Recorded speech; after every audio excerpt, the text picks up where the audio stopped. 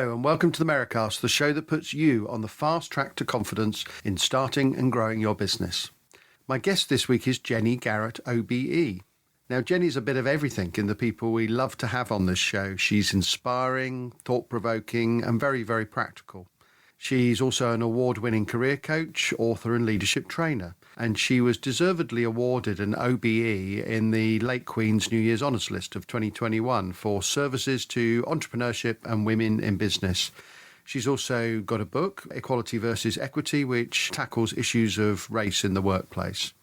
And in this interview, you'll hear Jenny talk honestly and fearlessly about the sometimes internal quarrels that she had with herself at stages along the road of her career and entrepreneurial journey. She's so interesting and candid, and she told me that she first perhaps had a bit more interest in fashion than in becoming an entrepreneur. Yeah, it's quite interesting. I wasn't that entrepreneurial kid in school who was sort of selling chocolate bars out of their backpack. That wasn't me. I was a studious, kind of conscientious person, probably an average student. I actually, when at school, wanted to be a fashion designer, but I couldn't get a grant to go to art school and just went into the world of work. I went into admin roles and then in marketing roles, and studied part-time while I was working full-time for a degree, in which I'm a business degree in which I majored in marketing. So I was just working really, working away. But it was actually in my 30s, I went to work for a business school. And it was there I learned about coaching and leadership development. And I thought, gosh, this is really interesting. This is even better than marketing, actually. But realized when I became qualified that at that time, the way to have a role in coaching was to be self-employed.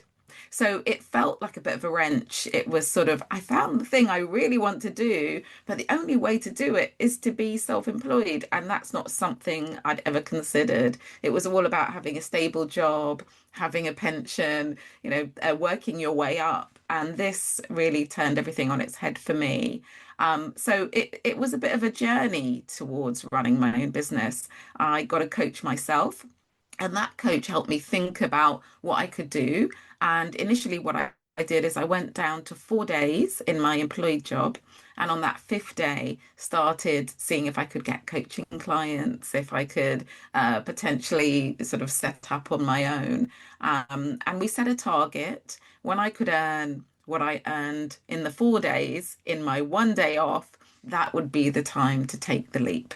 So I was, I'm a softly cautious, careful kind of person, and that's how I did it. But went from setting that target to starting my business was less than a year. So, getting that vision, that idea, and that intention in place really helped me be able to move forward. So I love that 4 days, 1 day thing. I mean, that's an excellent way of sort of thinking about it. Let's take a little bit step back though. When you were in your 20s rather than in your 30s, Yeah. sort of working, so you were working in full time in various roles, and at that point, was there? I know you said that that's when 30s was when you took it seriously, but in the 20s, did it even occur to you?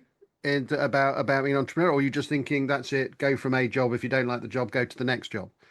Really don't think it was in my psyche. I don't think I've got a lot of entrepreneurial people around me. My dad was a plumber. I was going to say is a plumber, but yeah, he's retired now. He was a plumber and he did work as a self-employed plumber, but he always worked on big jobs where he was kind of employed by someone, but on a self-employed basis. My mum was a teacher.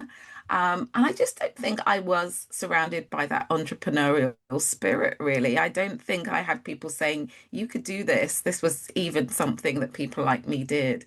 So, no, I really don't think people had spoken to me about business, running businesses, anything like that. And maybe if I did think about it, the way I thought about business was maybe to own a shop or that kind of thing. I wasn't thinking that someone like me could do it. So I don't, there's no one, when I talk to anyone, no one says to me, oh, we always saw that in you, Jenny. We saw the entrepreneurial flair. They say they saw ambition in me.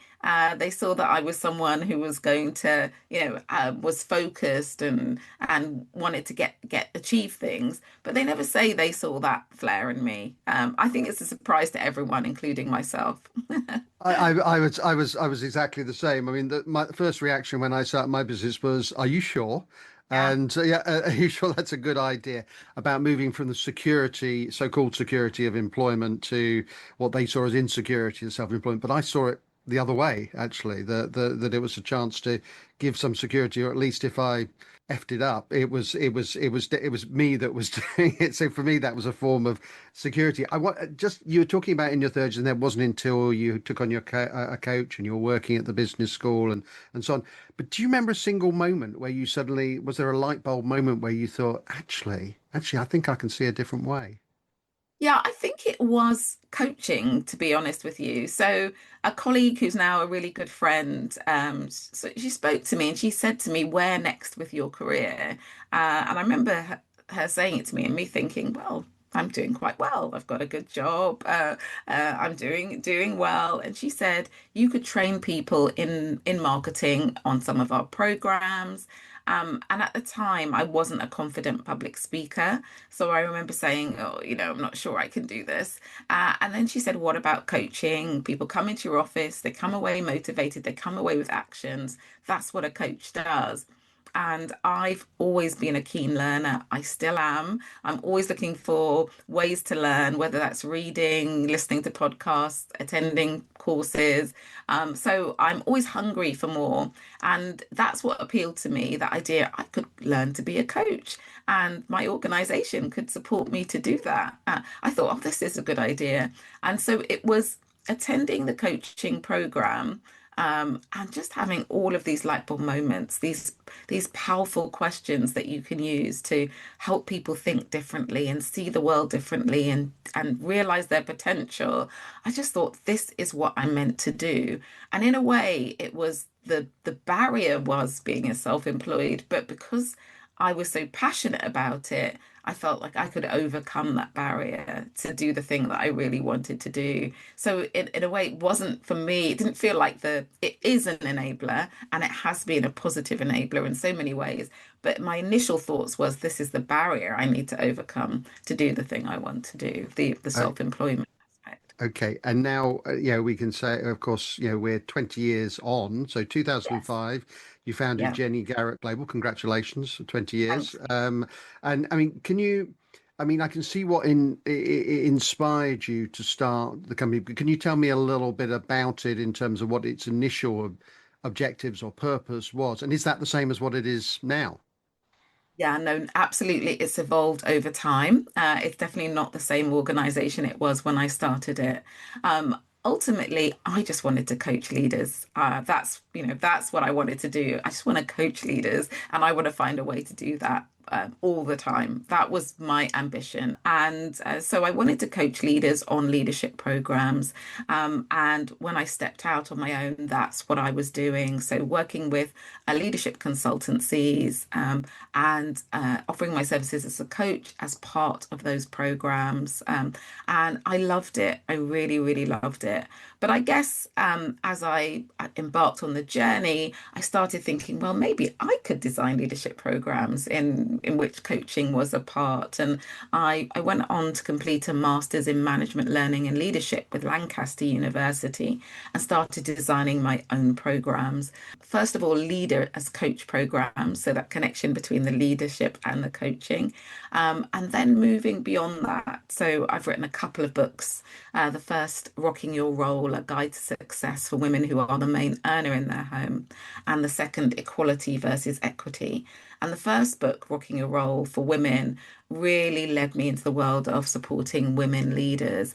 As I talk to you, actually, I feel like my journey is a bit of one of resistance. So the first one, resisting starting a business. Oh, I don't really want to do this. This is what I'm meant to do. But then I don't really want to only speak to women because I'm a woman, or I don't really want to just speak to people from ethnically diverse backgrounds just because I'm someone from ethnically diverse background. So I guess I resist at every stage, and then I and then I kind of embrace it. So I wrote this book specifically for women and their journeys, and then found myself really running leadership programs for women, doing talks for women, coaching women, and really embracing that aspect of me and what I could bring to the journey. But then as I looked out on these audiences, I didn't see the intersection of identity, whether that was ethnicity, age, social class, and I wanted to do a bit more. And so really started speaking to the intersection of people and those who I didn't see in my audiences. So right now, my organization provides leadership development, particularly for organizations who want to be more inclusive of those from underrepresented groups, and also to help those from underrepresented groups break through the glass ceiling. And that's the main work we do. So inclusive leadership, entrepreneurial leadership, and also a little bit about helping people prepare for this new world, this new technological world we live in. Okay, and I want to get onto all of those things in just a minute.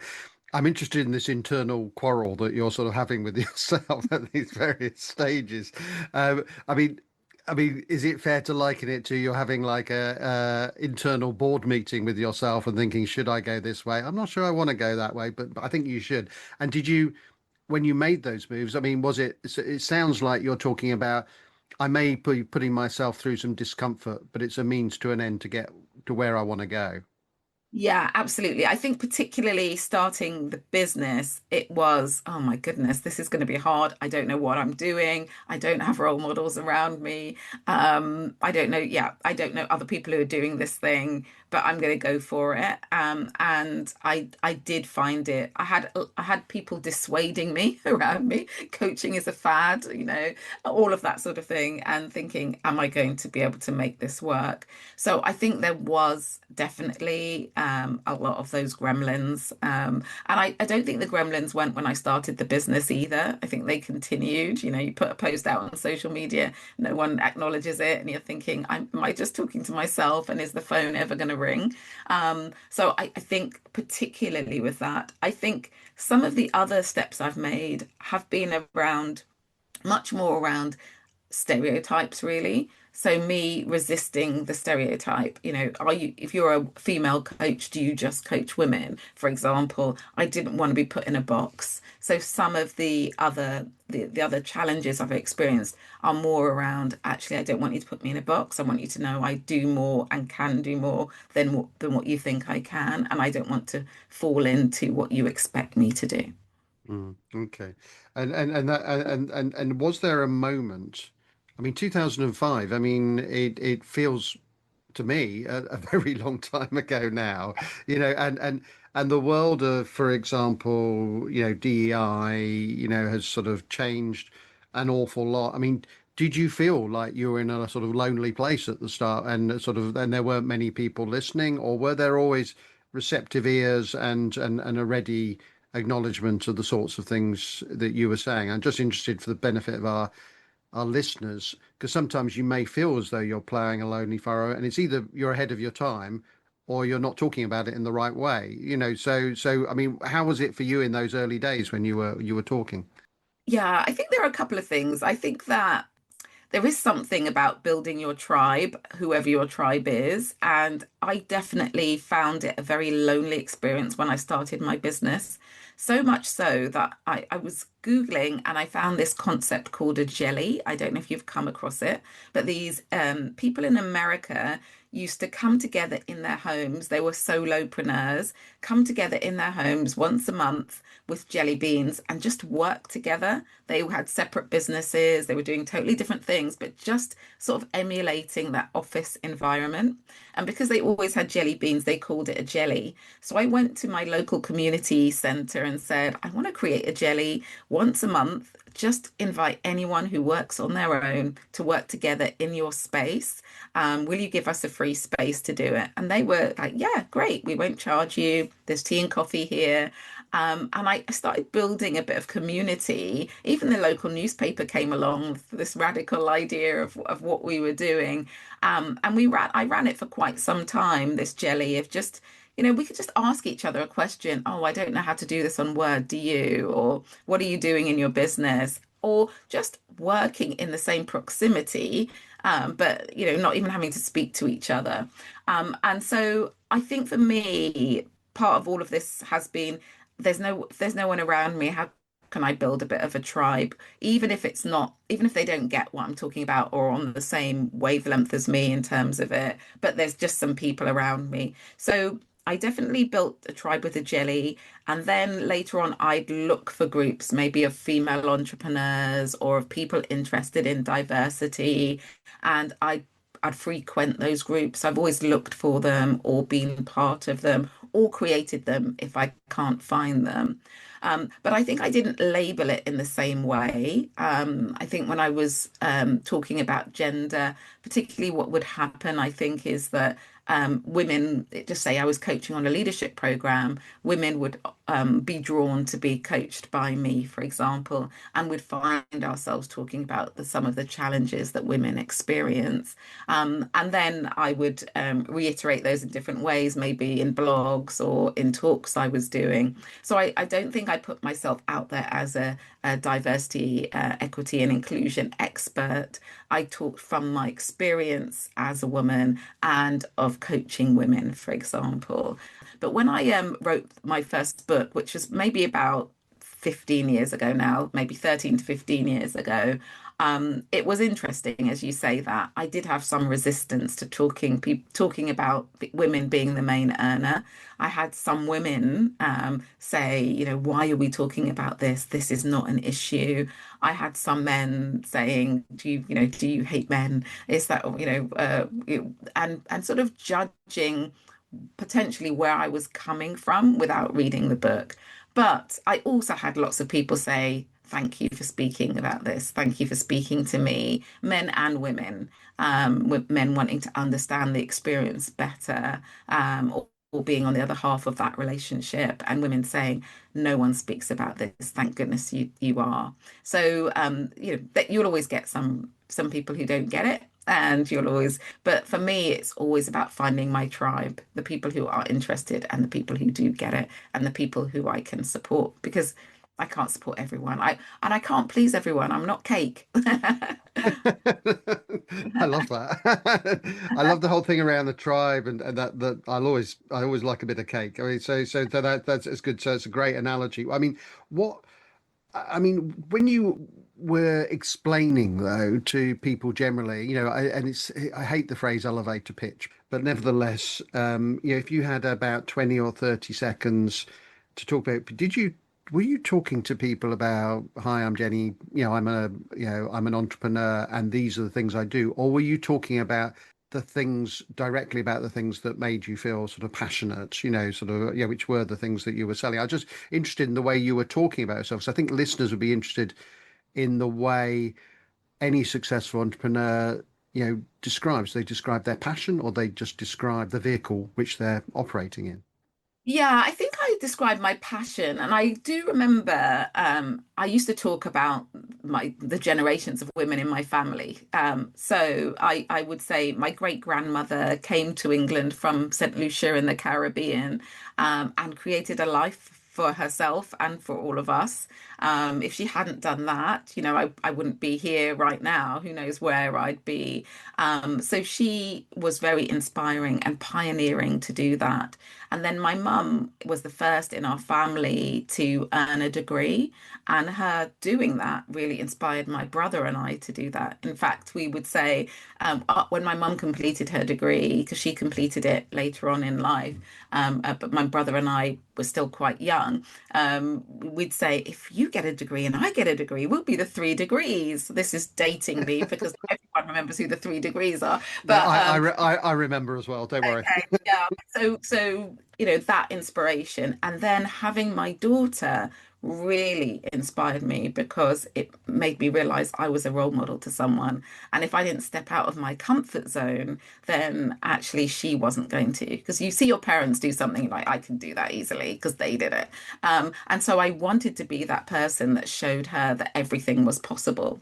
So I would, when I introduced myself, talk about this line of amazing women, whether they came before me or after me, who inspired me, and the strength of women. And the fact that there were so many challenges in our lives that as a coach and as a leader, as a coach, I could help them with, particularly when they were leading. So I think I always drew on my story, and that's because of a number of things. I think it helps me feel purposeful. The journey of an entrepreneur is a tough one. You're working long hours, you're doing it all, aren't you?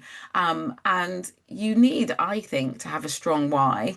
And they were my driving force. So I wanted to help people understand the why, and I wanted to articulate it for myself to keep myself going. And also it's a real connector, I think, between people. So I think I always came from that place of these are the strong women in my lives who fire me up in many different ways. And I see, as women, I see women and I see their experience.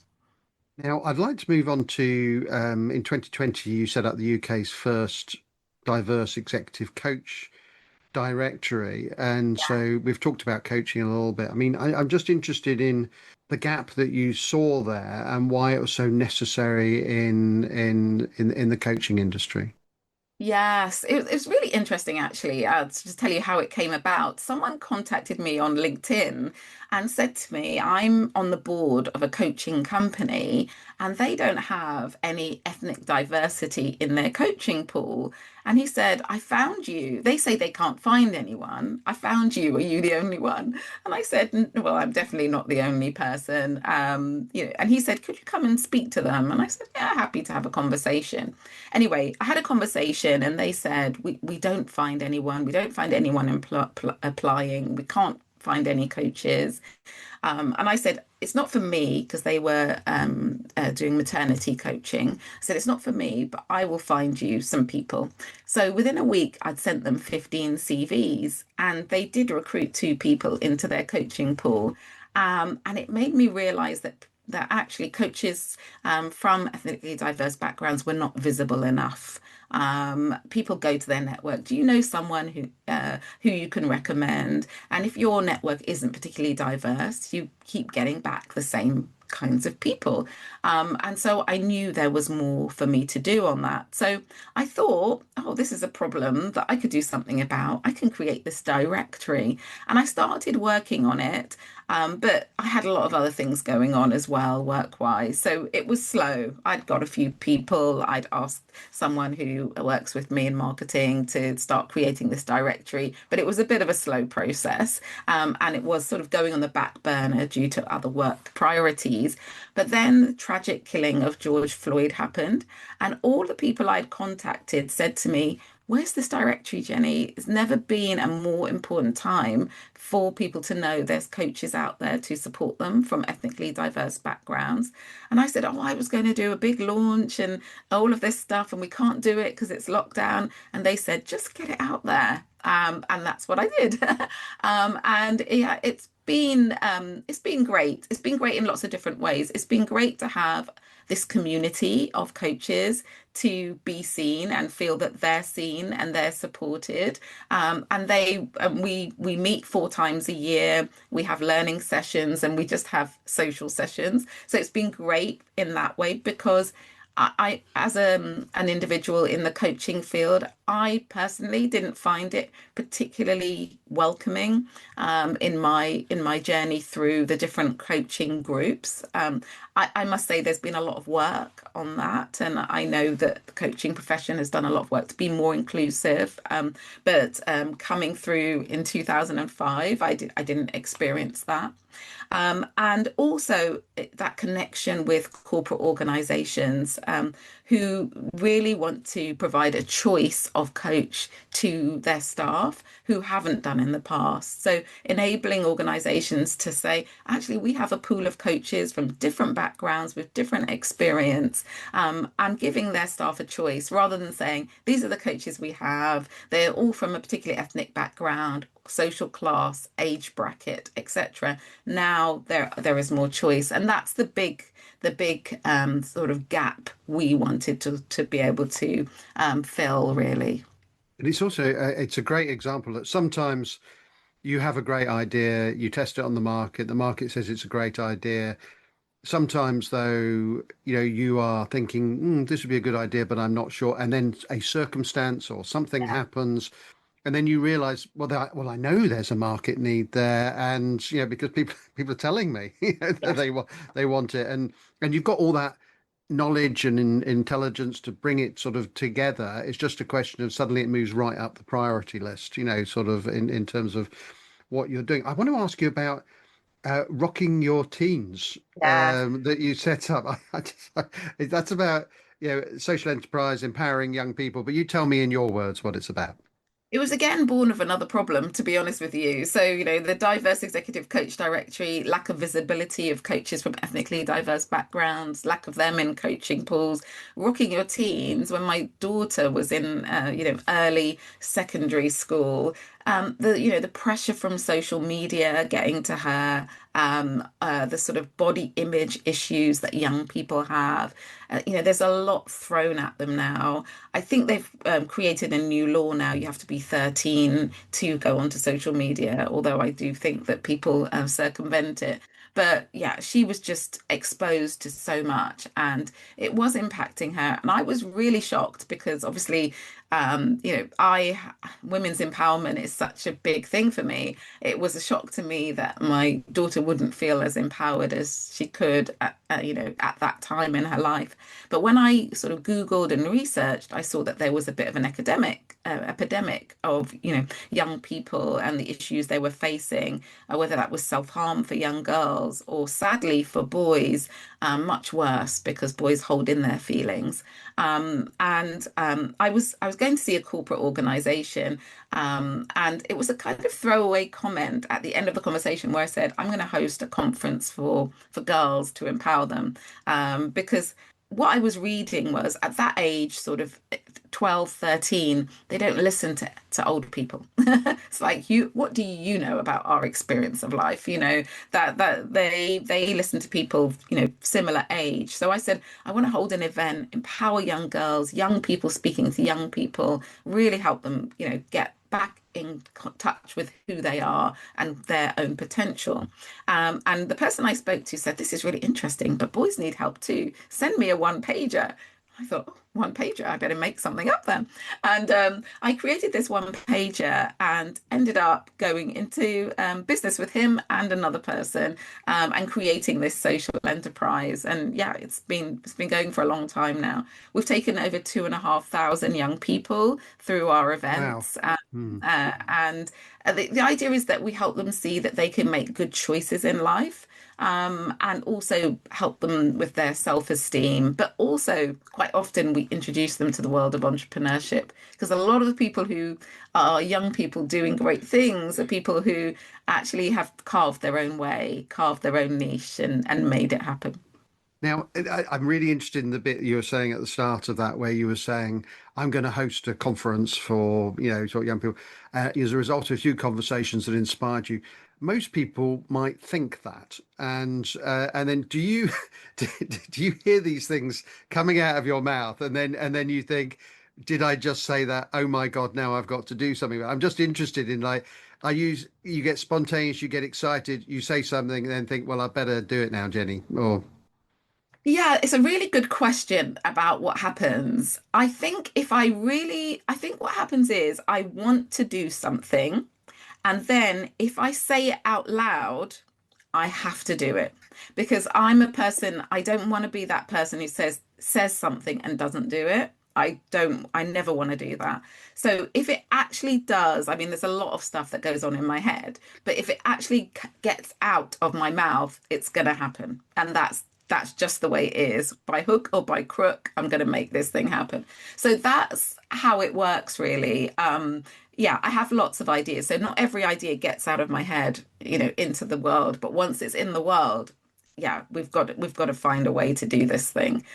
I kind of think as well, I had an old boss, he was great, and he said, share your vision and the universe will conspire to make it happen. I also think there's something about the more you say it, the more you find people who are interested in the same things as you, who will help you.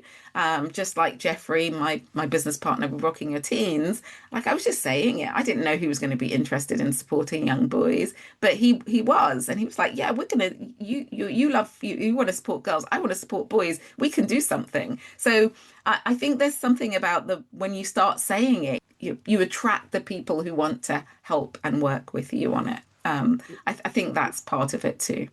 that's a fantastic answer. I'm interested though in also you were already probably juggling a few balls as it was, and then another ball gets sort of added in. I mean, what do you like with juggling the balls? I mean, is that are you really good and disciplined and thinking I'm going to devote 10 hours this week to that, 15 hours to that, or does it not quite work like that in your world?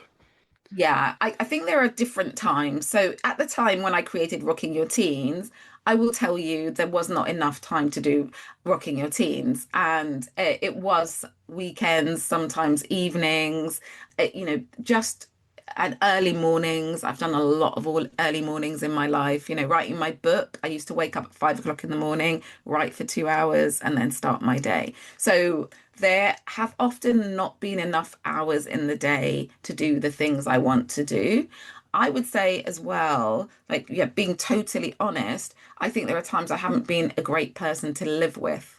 It's like there's so many things in my head. I've got so much to do, and I've been single-minded in I've got to get this done. I've got to get proposal done, or I've got to design a training program, or I've got to, organize a conference. And yeah, the people at home haven't had the best of me or had, the quality time that they deserve. So I would say that I will make it happen, but absolutely there's a personal cost to that. And there has been a personal cost to that in terms of, exhaustion, grumpiness, all of those things, thinking, why am I doing this? Or, why am I on holiday? But yeah, I'm, responding to an email or doing some work or whatever it is.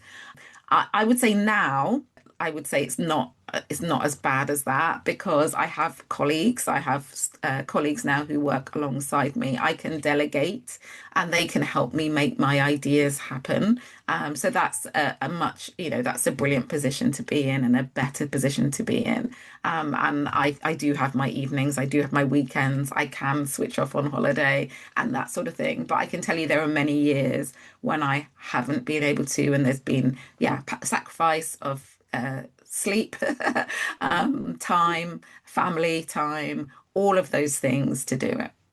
I can totally sympathize, particularly in the writing of the book thing. I've written 3 books. I'm due to write another one, and they are big lumpy things that when you think you've got to the end of the first draft, and then you realise that you just basically have to do it again, really, because there are lots of inconsistencies and so on. It's like painting the Forth Road Bridge, never quite finishing it. But so I totally get that and the impact that can have. I mean, nevertheless, you have juggled these balls. You've got an OBE for it, for services to entrepreneurship and women in business.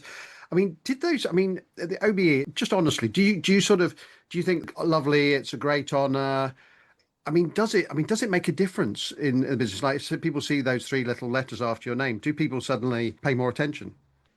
I absolutely think maybe yes to both of the both of the questions you just asked. Is it just a great honor? Absolutely. It's a complete shock for someone started off from humble beginnings, like me, started a business, just does things because I'm passionate about them or I want to help people, to be recognized. There's only a couple of thousand people a year who get that recognition, and it's absolutely amazing. And I can tell you, it's the thing that's made my mum super proud. So that in itself has been fantastic. So and so it's great to receive an award. It doesn't make a difference to me because I'm still just doing the work that I was doing, and the work that I continue to do, and following what I'm passionate about. But I think that sometimes people have said to me, either clients or people I've met, oh, I haven't met someone with an OBE, and they can be impressed by it. I would say that people in America always say, "What's that OBE? What's the OBE at the end of your name?" Have you been So introduced as Jenny Garrett? yes, yeah, in the US, it doesn't impress anyone in America, but yeah, in the UK, I definitely have had. I think people take me instantly more seriously because with an OB at the end of my name, or people, yeah, feel honoured to be in my presence when I'm just still Jenny from the block. But yeah, absolutely. Absolutely. I think for other people it can be impressive, yeah, and I do feel honored. I do feel honored. Okay, I said I was going to get back to one or two of the subjects that you were talking about, things that sort of you're passionate about. I mean, two of those were, DEI, and I'd just like to ask you about, we all know that there are sort of headwinds out there at the moment in this thing, about whether you're picking up that sense amongst, I don't know, British or overseas companies, or whether actually, in a way, it's just helping you distinguish more clearly between those who are sincere and those who are probably less sincere. Let's start with that one first. Yeah, absolutely. I think there's been a lot of sort of fear mongering. We know what's happening overseas. We know that it's sort of been obliterated in the US. And so there was this sort of, oh my goodness, that's going to happen here. I think what it's done is not stopped people. I don't think most people have stopped. What I think they've done is they started thinking, this is what we've been doing for the last few years. What's working? What's not working? What do we need to do now? And I think it's just created a pause for evaluation, and to think about, actually, what do we do if we're going to take this to the next level? If we're really going to make change happen, what does that need to look like? So we have a few US clients, and what they've done is they've wanted still to do the work, but they've wanted to change the language. They don't want to end up in court. And so we've needed to change language in the way we do the work we do. But if inclusivity is in your values as an organization, you need to be inclusive, and you need to have development that enables you to be that. So they haven't strayed away from their values, but they've found other ways to talk about it. Clients who are very committed in the UK have continued, but some are thinking, you know what, we've been doing some work, and if we want to ramp it up, or if we want to make change, do we need to do something different? And that's where I think a lot of people are. What's our next step? And what does that look like? So I feel in the UK, we haven't pulled back, but I think we're thinking, how do we do this work really well? And I think that's where we are. And I think what happened was a lot of people jumped on a bandwagon and just sort of sprung up as DEI consultants, and they have disappeared.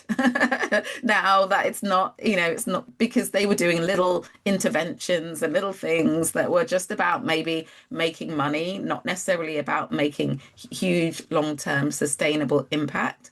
And I think the people who are still around are the people who are always about making long-term sustainable impact. So I think there's something about one of the things being organizations reevaluating, but I think also the people who haven't been in it for the long term are probably going back or doing something different themselves as well. Okay, and that's a great answer. And one of the positive things that comes out might be the DEI in terms of relevance, clarity of relevance to to businesses. Will hopefully become stronger as a Yeah. as a result. Another thing I want to ask, and by the way, I love your posts that you do on Ah, LinkedIn, and you did a really good one the other day, which struck me, which is about AI. yeah. And you raised it yourself earlier, and technology. You said, what if the biggest threat from AI isn't a robot takeover, but a hard look in the mirror? Mm. AI is not a magical, unbiased oracle. It is a tool built on the data of human history. I mean, just wondering if you could expand for those who haven't read that article. I mean, I loved that because well, it's true, and Yeah. that really, when we're looking at AI, we're looking at something that we have created on the basis of some of our knowledge. I mean, so really, rather than saying it's bad, it's biased and so on, could you just expand a little bit about on that argument? Because I just love to hear Yeah, more on that. absolutely. So, Yeah, I mean, I'm fascinated by AI. I'm really interested in its possibilities. And actually, my daughter and I have a podcast called AI for Equity, where we're talking to people about how they're using AI for good. And that blog was really me just thinking about all the conversations that we've had in our first season and saying, what's coming out for me? What's coming out for us? And quite often, people are always, the fear is AI has bias. AI is biased. It's missing out many different voices in many different ways, and it's going to lead us down a biased road. That keeps coming up, and that's people's fear and anxiety. But actually, everything these large language models is using, whether that's ChatGPT or Gemini or Copilot, whatever you use, is the information that we have created. It's using that. That's its data set, and it's feeding it back to us. So when we say AI is biased, what we're saying is our society is biased. Yeah, whether it's sexism, racism, ageism, LGBTQ plus, communityism, whatever it is, it's what it's reading and what it's giving back to us. So it's holding up a mirror and saying, this is you. This is what you say. This is what you are about. This is the majority view. And actually, if we're going to criticize AI, we have to criticize ourselves. And I think if we started doing that, instead of saying the AI is telling us, actually, we are saying this. This is us. This is the majority of what we're saying, what we're doing. It can give us the opportunity to say, actually, the data set, the information that I want to be saying, putting out there and giving to AI needs to be different if I want AI to churn something different out. So it's a real opportunity to look in the mirror and not blame AI, but blame ourselves and think about what we're going to do differently. And we have an opportunity to put different information in for the majority of the information we put in to be much broader, to appeal to more people, to be more inclusive, so we get different information out. And I think that then we have nothing to be afraid of because there's so much fear that we don't have to be anything to be afraid of if we start putting good stuff in. I mean, it feels to me like it's a real crossroads moment because AI could be a great opportunity in the way you suggest. It could, Mm. though, also be a moment at which, if not if we have biases, the biases that we have could become hardened at an accelerating rate. That's, I'm guessing, what the Absolutely. danger is. And us not realizing it as well, just, oh, AI says X, that must be true, but not realizing it's omitting the thoughts of, half of the world or half of, a particular gender or whatever. We're just, oh, AI says. So absolutely there is, and, for me, this is a little bit about money, really. There are the people who are responsible for these models and the AI at the moment are billionaires and large corporations who are interested in making money mostly. And it's whether we start making choices about how we engage with AI. I personally think we could say AI should be used for healthcare or AI should be used to end poverty, and we can really direct it. But at the moment, it's really who can make the most money using AI. And I think that's the danger, because that's when we forget a lot of things. Yeah. Okay, great. Thank you for answering that. I'd like to sort of start to wrap it up a little bit, because I know that many of our listeners are entrepreneurs looking for sort of confidence at the early stages of their entrepreneurial journey and clarity. Is there any advice that you could give to those sort of starting their first business that you've learnt along the way 20 years ago when you set up Jenny Garrett Global? What do you wish you'd known back then? There's lots of things. I think one of them is it doesn't happen overnight. Like, we currently track our clients. Often it takes sometimes a year from a first conversation to someone buying from us. Now, everyone will have a different journey, but I think often you have a month in your new business and you think, why haven't I got any clients? Or why isn't, haven't I sold X amount? I think you have to be prepared for the long game. And you have to think about that. Let me be realistic about how long it might take me to get the momentum that I need to be successful, and what might I have to do to keep myself going in that time. Because I think a lot of people stop too early, they give up too early, and actually they might be on the cusp of success. So I think about it as a long game. I think charge enough. When you're running a business, particularly a service business, if you're a coach or some kind of service, you can't do that service 24 hours a day, 7 days a week. You will have to do your accounts, your admin, your marketing, some networking. Maybe it's a third of your time you'll get to do the actual service. So charge accordingly. A third of your time needs to equate to 100% of your salary. So make sure you charge the right amount and pay your taxes too, and anything else you need to do, so that you'll be able to sustain your living. On a work-life balance front, I was lucky when I started my business. My daughter was quite young, which means I needed to take time off, in school holidays and etc.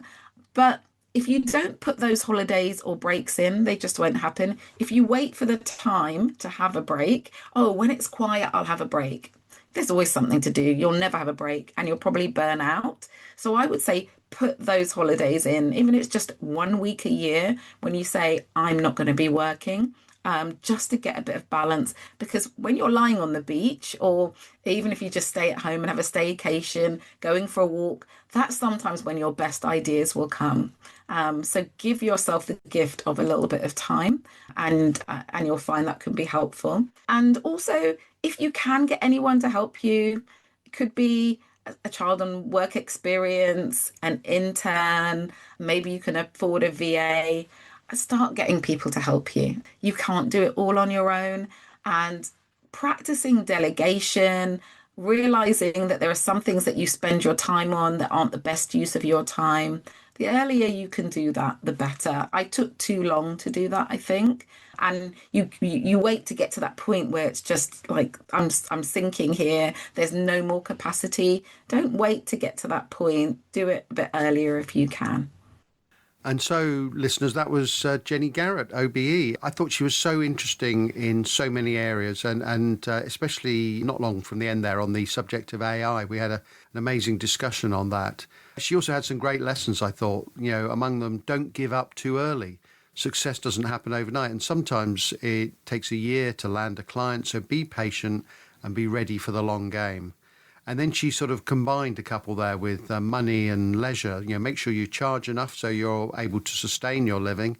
And in order to live your life, make sure you have a good work-life balance. You must put the breaks in there.